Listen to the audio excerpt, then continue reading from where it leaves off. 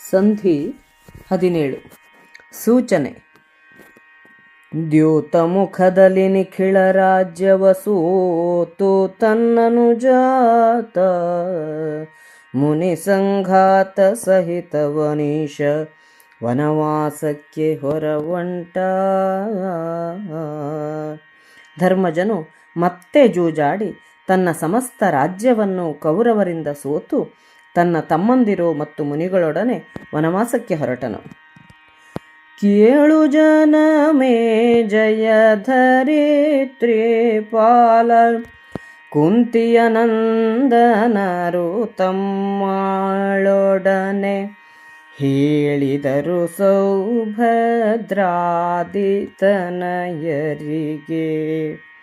ಬಾಲಕಿಯ ವೇಳಂಬವನು ಜೂಜಾಳಿಗಳ ಜಜ್ಜಾರತನವನು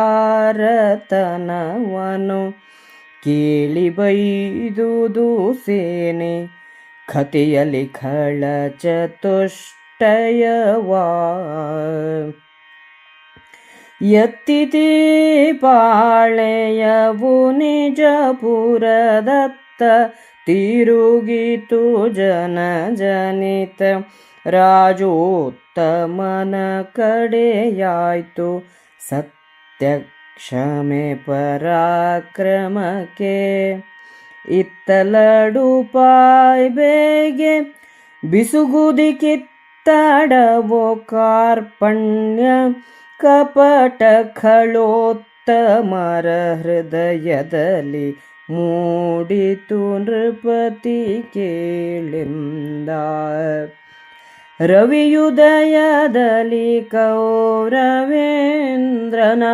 ಭವನ ಕೈ ತಂದನು ಕುಠಾರರ ಜವಳಿಯನು ಕರೆಸಿದನು ರಾಧಾಸುತನ ಸೌಬಲನ. ಅವನಿಪತಿ ಗಾಂಧಾರಿಯರು ಪಾಂಡವರ ಮನ್ನಿಸಿ ಕಳುಹಿದರು ತಮ್ಮವನಿಗೈದಿದರೆಂದನ.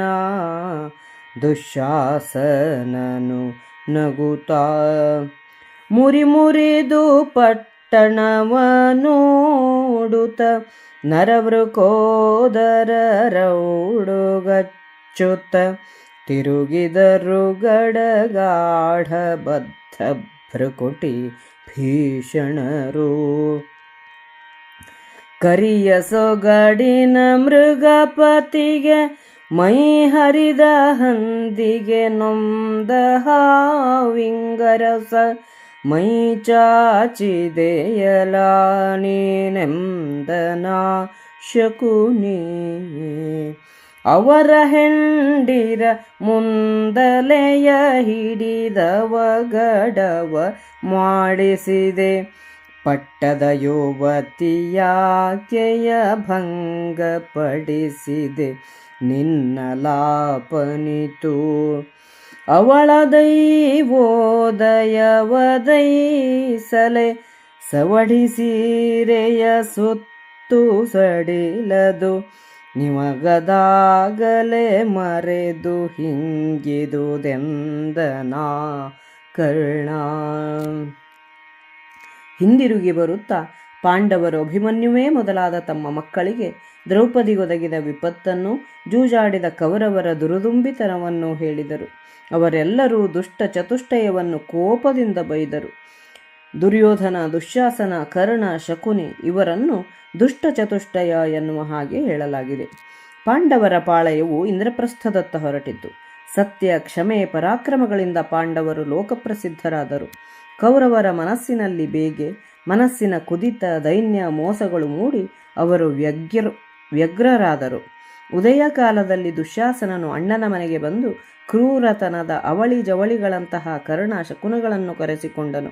ನಗುತ್ತಾ ಅಪ್ಪ ಅಮ್ಮ ಇಬ್ಬರೂ ಪಾಂಡವರನ್ನು ಮನ್ನಿಸಿ ಅವರು ಸೋತುದೆಲ್ಲವನ್ನೂ ಕೊಟ್ಟು ಬಿಟ್ಟರು, ಅವರು ತಮ್ಮೂರಿಗೆ ಹೋದರು ಎಂದನು.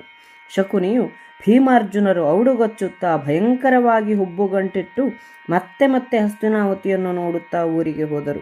ದುರ್ಯೋಧನ, ಆನೆಯ ವಾಸನೆಯನ್ನು ಕುಡಿದು ಬರುತ್ತಿರುವ ಸಿಂಹಕ್ಕೆ ಗಾಯಗೊಂಡ ಹಂದಿಗೆ ಅರೆಬೆಟ್ಟು ಬಿದ್ದ ಹಾವಿಗೆ ಮೈ ಚಾಚಿದವನಂತಿರುವೆ ಎಂದನು.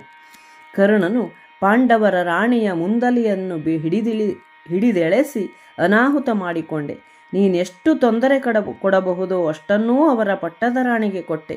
ಅವಳಿಗೆ ದೈವವು ಒಲಿಯಿತು.